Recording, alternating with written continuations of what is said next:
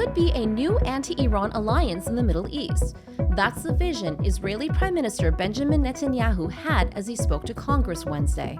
America and Israel today can forge a security alliance in the Middle East to counter the growing Iranian threat. The new alliance I envision would be a natural extension of the groundbreaking Abraham Accords. I have a name for this new alliance. I think we should call it the Abraham Alliance. We'll be speaking to one of his former advisors. And President Joe Biden's historic decision to drop out of the U.S. elections. We'll ask an Iranian-American advocate what his legacy is on Iran. I'm Negar Moshahedi, and this is Eye for Iran. Alex Selsky with the Middle East Forum and a former advisor to Prime Minister Benjamin Netanyahu joins us now from Israel. Thank you so much for being here, Alex. Thank you, Negar, for inviting me. It's a pleasure. And good evening from Jerusalem. Thank you. Now, the Israeli Prime Minister laid out his broader Middle East vision, featuring a regional anti-Iran alliance, calling it the Abraham Alliance. Now, this is, of course, coming off the back of the Abraham Accords during the Trump administration, which normalized relations between Israel and its Arab neighbors, like the UAE, for example. Now, the Abraham Alliance, is this even feasible in your opinion? I mean, could Israel convince its Muslim neighbors to jump on board given the backdrop of the war against Hamas? I think it's necessary. I think it depends on the United States. I think that if our Arab friends and neighbors see that America gives the necessary backup, they will join. And unless they don't see it, they're waiting. And that's why this is so important, to convince the United States, to convince the leadership, the political leadership of the United States, to back up everybody who understands that the biggest threat, not only to the Middle East, but today to the world, is the Iranian regime, this Iranian regime of the Islamic Republic. And I think that what is very positive, what we saw yesterday, we saw the support of a vast majority of the Congress. We saw the reaction, we saw the ovation, we saw really the excitement of the congressmen from the things that Netanyahu said. And I have to say, I think it even surprised those who didn't understand if the congressmen really understand the situation. I think, for example, when you watch the reaction that those ovations that were very long after Netanyahu blamed the protesters for misunderstanding the situation. They called them the useful idiots of Iran. Exactly, blamed Iran for backing them up and using them. We saw that people in the room understand exactly what he means and understand exactly the threat. By the way, exactly at the same time, outside, during the speech and immediately after the speech, we saw, the most evident proof to everything that was said within the room after people, burned American flag and wrote, "Hamas is coming." If this is a protest for Gaza, why you claim that Hamas is coming to the States, to Washington? So we saw again a very proof at exactly the same time as Netanyahu speaks, that it's not about Israel, it's about the West, it's about America. So I think that, again, whatever... he called it a clash between barbarism and civilization. Barbarism and civilization, exactly. He said it's not a clash between civilizations, it's a clash between barbarism and civilization. And I think that every civilized nation worldwide, including in the Middle East, including the Arab nations, must understand that if we don't stop Iran today, Iran will come after everybody.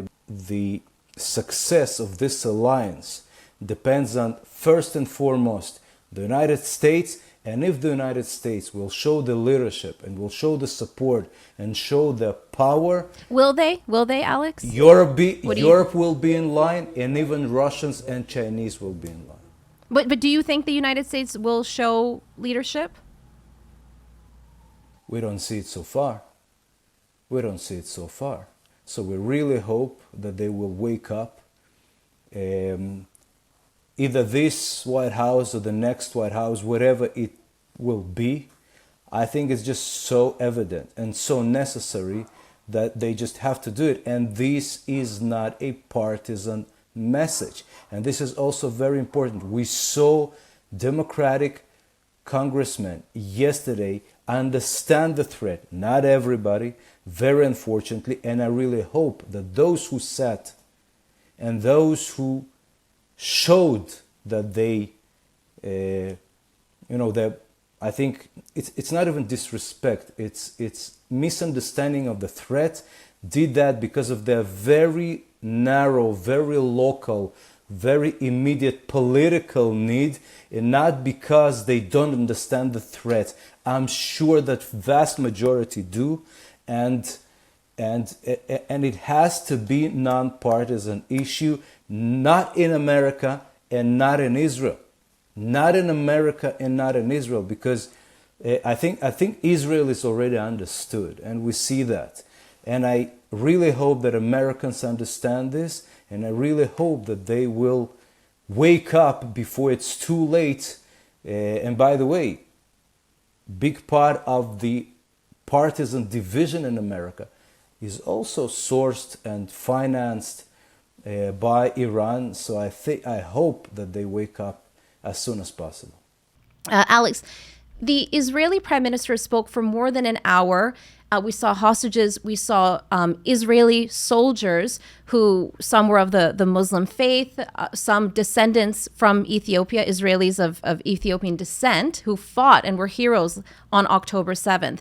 So, of course, a lot of emotional moments where the Prime Minister was not only highlighting, of course, the diversity in Israel, but also trying to, I think, win over some support.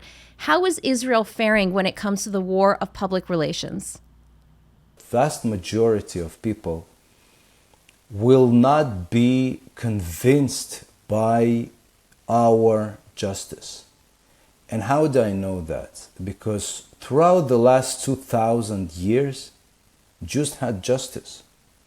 We gave to Europe, into any countries that we lived in exile. I will modestly say that we gave all these countries more than any other minority. What we got in return? We got jealousy, expel, and murder. So what you're saying, essentially, if I take this correctly, is that no matter what, that you're not going to win this public relations campaign, and it shouldn't matter, is what you're saying, correct? This PR war is not only, we cannot really win it, and I don't think that we really should fight it. We have to fight the real wars, and we have to win the minds of those who are important. And those who hate us, Americans, the leaderships, the governments, the people that are paid for the protests, it doesn't matter what we will tell them. If Iran pays money, I'll tell you a very little story. When I was a little child in the Soviet Union, very small little Jew, and I had to go to a store, we always had local hooligans who, it was very fun for them to, to come and beat that little Jew. And I can tell you, I'm very good in rhetorics. Yeah, it's okay, believe me, I'll tell you how I solved it. I'm very good in rhetorics, and I'm very good in explanation, and very good in advocacy, and started to advocate, this is not nice, I didn't do anything to you. It never helped. You know what helped? When I understood that when a stone meets a nose, that helps. And from the moment that I understood that I have to fight for myself, physically fight, they stopped. Not only that they stopped, they were coming to the store and helping me to grab the bags. That works. And I was 8 and 10, and I had to reveal this very, very basic truth that words don't convince. Stone on a face convinced much better. I am very sorry though that you went through that. No child should ever have to go through that. I am sorry that you had that experience though.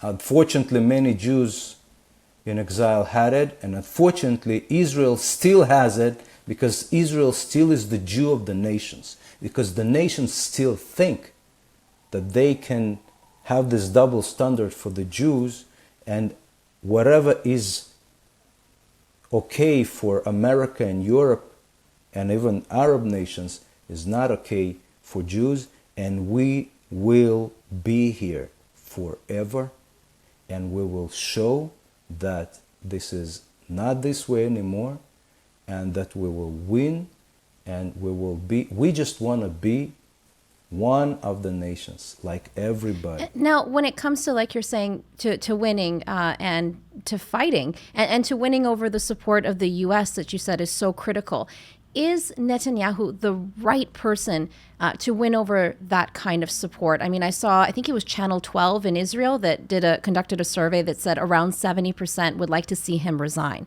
Do you think he's the right person for the job? You see,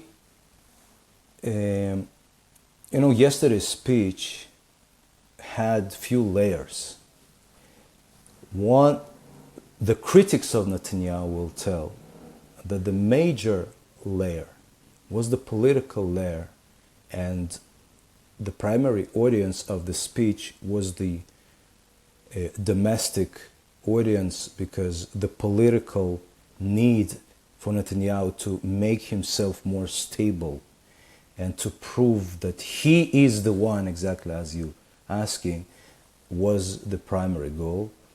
The supporters of Netanyahu will tell you that no, he is the man, and he spoke to American leadership, and the main goal was fighting Iran, and he didn't have the political goals. Well, the truth is obviously that it's both. Netanyahu is fighting for his status today.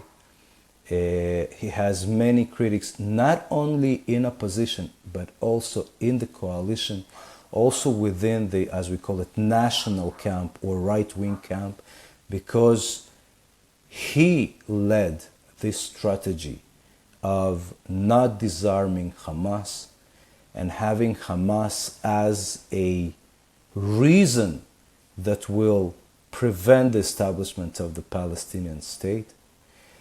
And some people from the right wing and from the left wing say that there was no need for that. If Netanyahu was against the Palestinian state, he should come and said, I am against.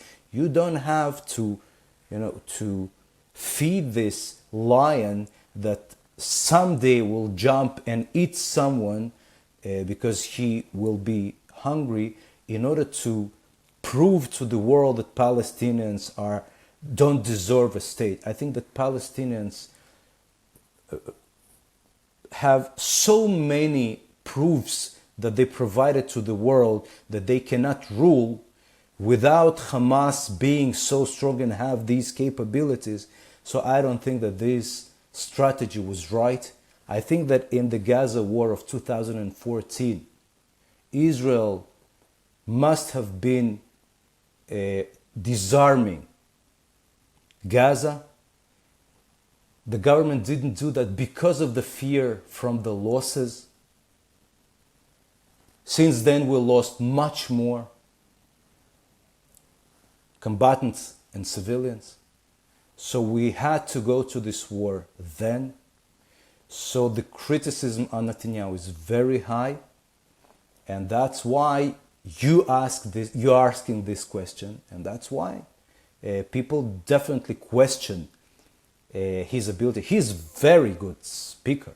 And definitely his speech yesterday was very good. He's a very good speaker. If he's good in, policy and strategy, I think that October 7th proves, and what happens in the north proves, and the very fact that Iran was not stopped proves that he understood the threats, but apparently didn't do enough. That's an interesting point that you make, because a lot of experts are saying that one thing that was missing from that speech was that he didn't mention that October 7th happened under his watch. What is your take on that? I think the criticism on October 7th and his role in the strategy that led to October 7th. Because yes, definitely these were local military failures, no doubt. But Hamas was strong because of his policy that he led for almost 15 years. You know, we in the Middle East Forum, we commissioned a policy paper about the disarmament of Gaza with Brigadier General Yossi Cooper-Wasser, the former head of the research division of the Army Intelligence, who wrote for the first time a plan how we can and should disarm Gaza, and we brought it to the National Security Council in the beginning of 2023, and they said there is no need. And we explained the threat, and unfortunately, why was it ignored?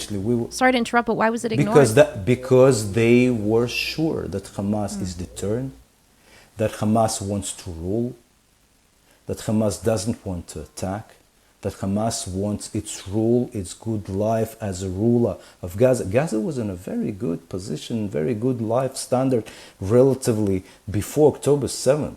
So many in Israeli political establishment and security establishment were very wrong in their assumption that Hamas doesn't want to attack, they want to rule. And also, I think that what we understand today, and this is the main issue, and the main issue for your outlet, for Iran International, for your audience, that Iran is pushing Hamas and Palestinians overall. Don't fight their war. I think that if you take Iran out, the motivation of Palestinians will be 70, 80, 60, I don't know, but definitely majority of their motivation and capabilities. Motivation and capabilities will be off. Because Iran is paying and pushing, and same for Houthis, and same for Judea and Samaria, and same for the north, and who knows what will be the next arm and what will be the next proxy. So, and these assumptions were wrong, and we waked up, but we cannot fight this war against Iran by ourselves for two reasons. First, we're not really big enough, but if we have to, we will do it.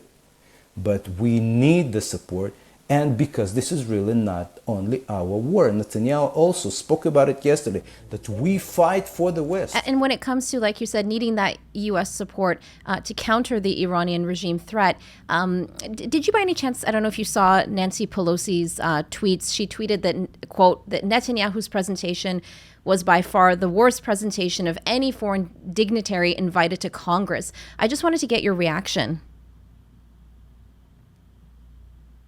I think, and I'm sure that this reaction is political because of her political identification and political need.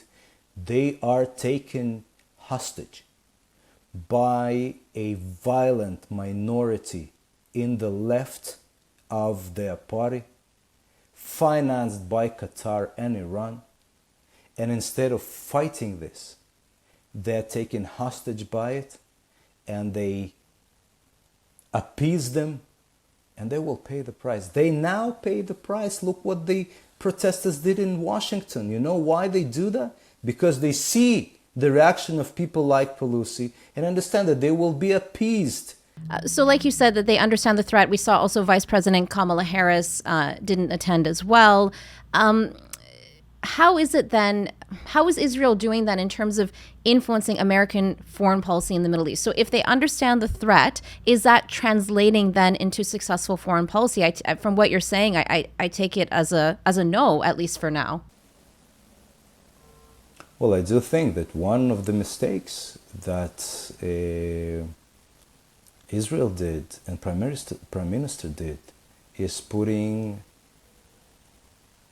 all effort on Republicans, or more effort on Republicans, and giving up on Democrats for long periods. And I think we see it now. We see it, and what you said about Harris, this is the same phenomenon as Pelosi. This is political. I'm sure that Kamala Harris understands this threat. She's vice president. She sees the materials. She receives the briefings. And Alex, one last question. As you mentioned, Netanyahu at the beginning of his speech went right into Iran and the Iranian threat. And, I was looking up some of his speeches from before, and I was noticing a pattern of him really speaking about the threat from Iran since pretty much 1996. Do you feel that then, how would his Iran policy, how would you assess it as his former advisor? Has it been effective if we're hearing the same thing since, decades ago now? Well, I think that here, all the credit, he deserves all the credit. He really spoke about the Iranian threat many, many years ago, and many were skeptical. And people in Israel were skeptical, and they claimed that, he uses Iran to frighten people, to spread fear. I think that everybody understands today that in understanding, foreseeing the threat of Iran, he was right. If he did enough, apparently not. If he understood that, yes. Did he succeed to convince America to fight Iran? At some stages more, at some stages less. Thank you so much. We'll leave it there. Really appreciate your time. That's Alex Selsky. Thank you. Sarah Raviani is a visiting fellow with the National Union for Democracy in Iran. Thank you so much for being here, Sarah. Thank you so much for having me. It's a pleasure. Sarah, as an Iranian-American who has pushed for holding Iran accountable with the U.S. government and has advocated for policy change like the Massa Act, which we've seen developments on its way right now, what do you make of President Joe Biden's legacy when it comes to Iran? When it comes to Iran, Joe Biden's legacy is not great, unfortunately. With the Biden-Harris administration, a lot of times they would say all of the right things. It's easy to say, we stand with the people of Iran, we stand with the courageous protesters. But when it comes to implementing practical action to hold the Islamic Republic accountable and to support the people of Iran, that was very limited under the Biden-Harris administration. And I believe that's how Iranian Americans and Iranians inside of Iran will remember President Biden's presidency. So a lot of talk, not a lot of action is what you're saying then? Correct.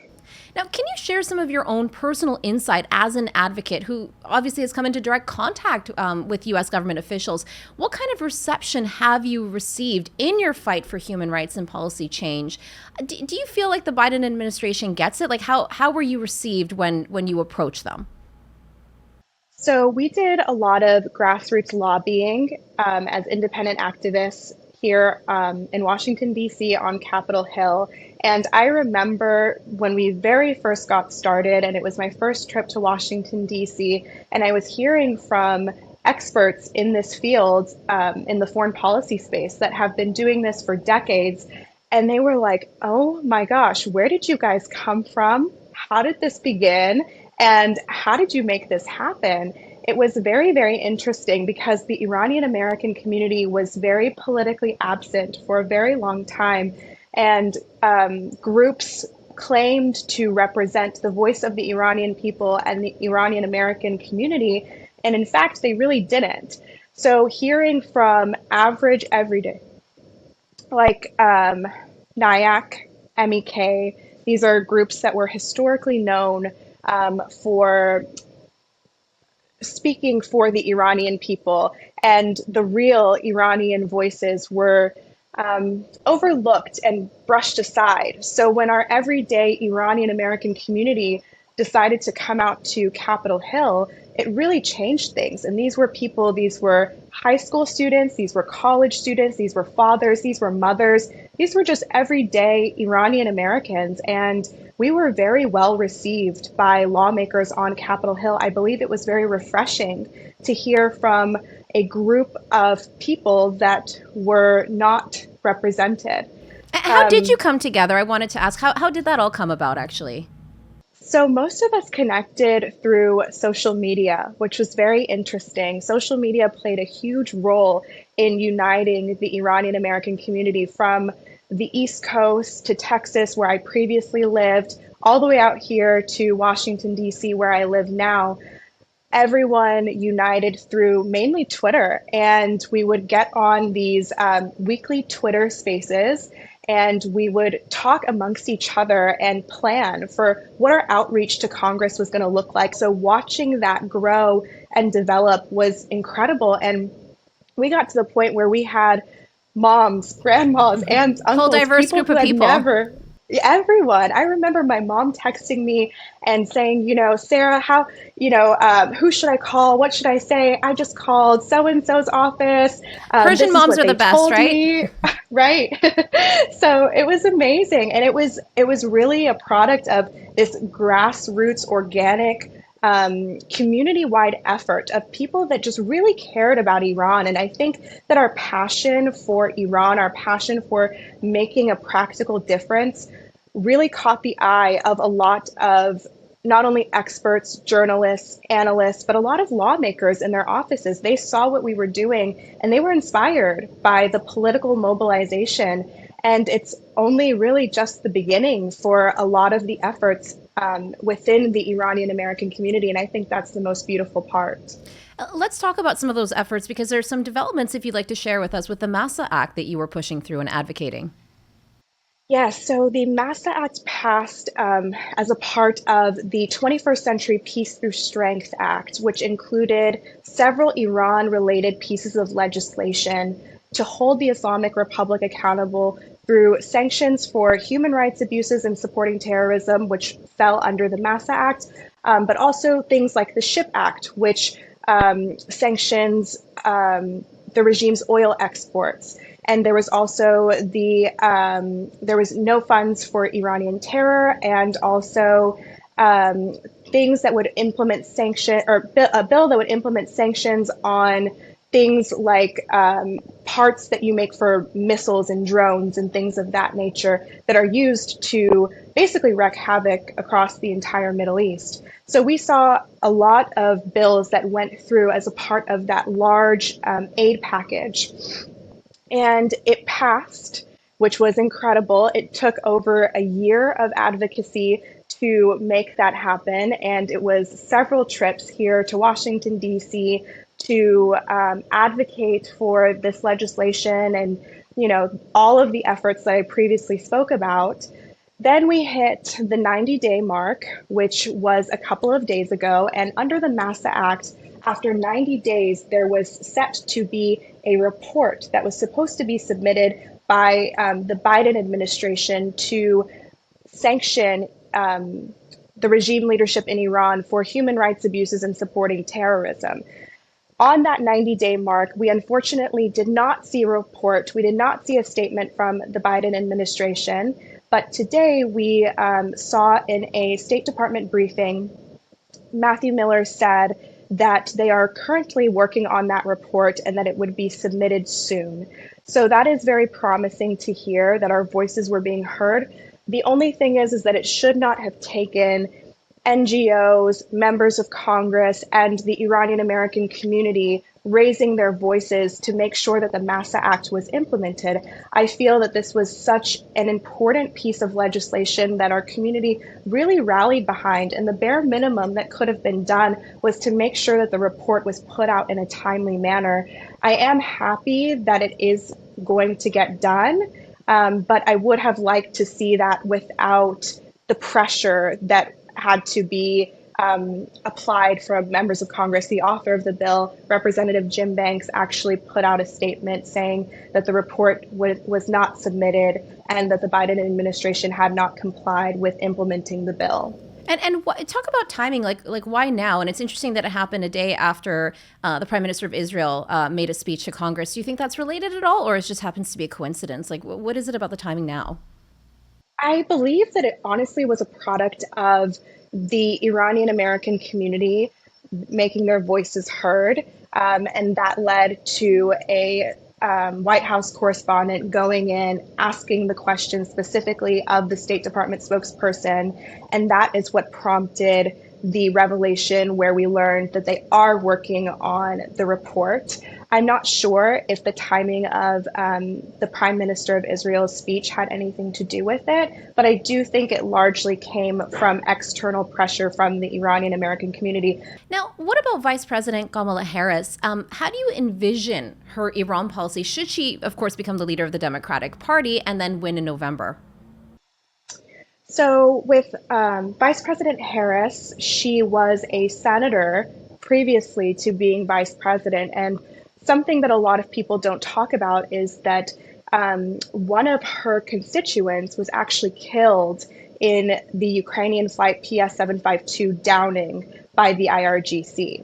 It was a young woman, Iranian-American woman from San Diego, who was killed in the downing of the aircraft.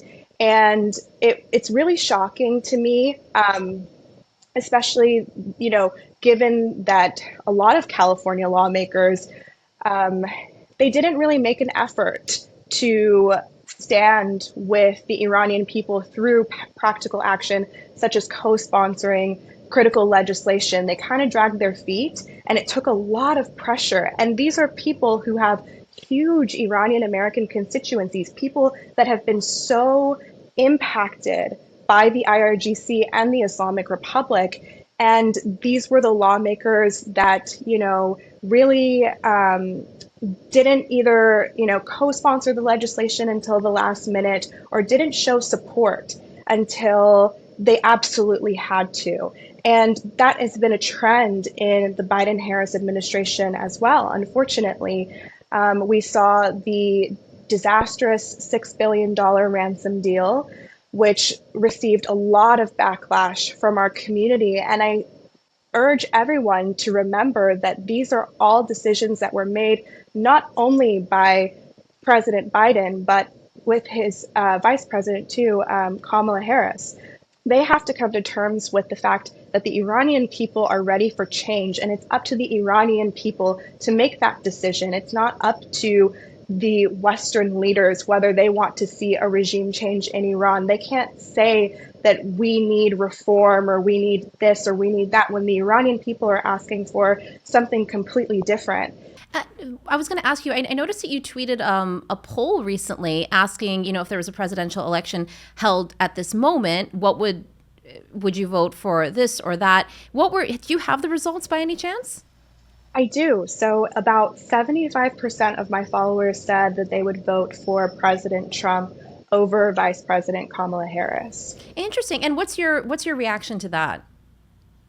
So I'm really not surprised by it. A lot of my followers do tend to lean right and are either registered Republicans or former Democrats who have left the party because of bad foreign policy decisions and decided to become Republicans. So I'm really not surprised that a majority of my followers do plan to vote for President Trump. But I also think that it's representative of the shift that you see in the Iranian-American community. The Iranian-American community prior to 2022, if they weren't politically absent, they typically and historically voted for the Democratic Party. And now we're seeing a shift in, Iranian Americans wanting to vote for leadership and for candidates who support them and their concerns. And I think even if we saw that within the Democratic Party, I'm sure that there are Iranian Americans who would vote for a member of Congress or even a president who was good on Iran, but also a Democrat or aligned with the Democratic Party's values.